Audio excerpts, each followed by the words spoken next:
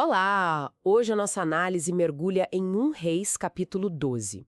A gente começa em Siquém, sabe? Roboão, filho de Salomão, tá lá para ser coroado rei sobre todo Israel.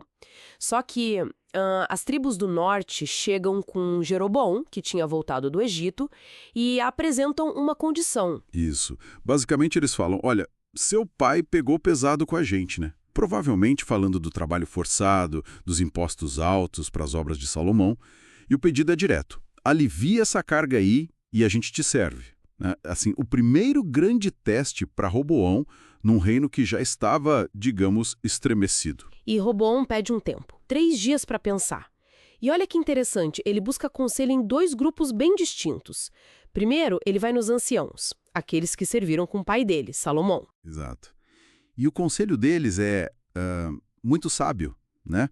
Dizem algo como, se hoje você for como um servo para esse povo, eles vão ser seus servos para sempre. É uma visão de humildade, de ouvir, ceder um pouco para ganhar a lealdade a longo prazo. Parece uma ótima estratégia, né? Construir confiança. Com certeza. Uma visão de estadista, eu diria. Mas parece que o Roboão não ficou satisfeito. Aí ele vai ouvir os amigos dele, a galera que cresceu com ele. Ah, os jovens. Isso. E o conselho deles é tipo o oposto total. Seja duro, mostra quem manda. Pega ainda mais pesado que seu pai. E a forma como eles falam é chocante. Meu dedo mínimo é mais grosso que a cintura do meu pai. E aquela parte dos escorpiões. Meu pai castigou com chicotes, eu vou com escorpiões. O que seria isso exatamente? Tortura mesmo? Olha, provavelmente não literal como o animal. Escorpiões aqui devia ser um tipo de chicote, talvez com pontas de metal, farpas, algo que causasse uma dor terrível. A ideia era essa. Intimidação máxima, força bruta, nada de conciliação. E a escolha dele, então, fica entre a sabedoria experiente e essa impulsividade arrogante. Exatamente.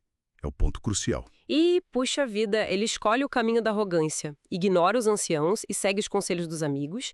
A resposta dele pro Poi é dura, repetindo a ameaça. Meu pai tornou o jugo pesado, eu vou tornar ainda mais. É quase inacreditável essa decisão, não acha? É impressionante. E as consequências são, assim, imediatas. As 10 tribos do norte, na hora, respondem com um grito de independência. Que parte a gente tem com Davi? Que herança no filho de Jessé? Ó Israel, para suas tendas, cuida da tua casa, Davi. A ruptura acontece ali. Pá! E a coisa piora rápido. Roboão manda Adonirão, que era justamente o chefe dos trabalhos forçados. Talvez não a pessoa mais indicada para acalmar os ânimos, né? Pois é. E o resultado? O povo apedreja Adonirão até a morte. Roboão tem que, fugir correndo para Jerusalém para se salvar. O texto ainda diz que isso tudo veio do Senhor para cumprir uma profecia. Entendi. A divisão tá feita. Consumada. Jeroboão é aclamado rei lá no norte, Israel. Roboão fica só com Judá e a pequena Benjamim, em Jerusalém.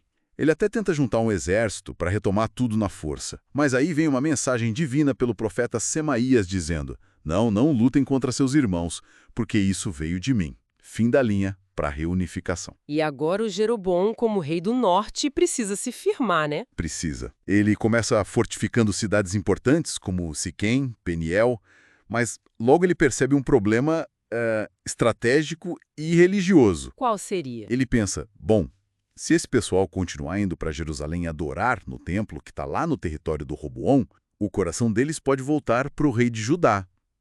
Era um risco real para o poder dele, até para a vida dele. A religião podia unir o que a política separou. E aí vem a solução drástica dele. Drástica mesmo. Ele decide criar alternativas de adoração no próprio Reino do Norte. Manda fazer 2 bezerros de ouro. Um fica em Betel, outro em Dan, lá no extremo norte. E ele diz para o povo, ó Israel, chega de ir para Jerusalém. Estão aqui os seus deuses, aqueles que tiraram vocês do Egito. Caramba, isso é uma repetição direta daquele episódio terrível do bezerro de ouro no deserto com Moisés. É uma quebra religiosa muito séria. Muito séria. E não para aí. Ele constrói outros santuários, nomeia sacerdotes que não eram da tribo de Levi, que era a tribo designada pela lei para isso, e ainda inventa uma festa religiosa numa data própria. para competir com as festas de Jerusalém. Nossa! O texto bíblico é claro, e isso se tornou em pecado. A motivação dele era política, manter o Reino Unido sob o comando dele. Mas o resultado foi instituir a idolatria, um desvio que, assim, marcaria toda a história do Reino do Norte de Israel de forma negativa. Que reviravolta, hein? Então fica muito claro como a liderança que fez toda a diferença, a recusa do Roboão em ouvir, a escolha pela arrogância, levou direto para essa divisão. E pensar que talvez a liderança servidora, aquela sugerida pelos anciãos, pudesse ter mantido tudo unido. Exatamente. E, para além da liderança, o capítulo mostra muito bem essa relação complexa entre poder político e prática religiosa. O Jeroboão, para garantir o trono dele, ele não hesita em redesenhar a religião do povo. É verdade. Isso deixa a gente pensando, né? Até que ponto os interesses políticos podem acabar moldando ou até distorcendo a fé, as tradições de um povo. E quais são as consequências disso no longo prazo? Fica aí a reflexão sobre como esses dois mundos, política e religião, vivem se entrelaçando e se influenciando.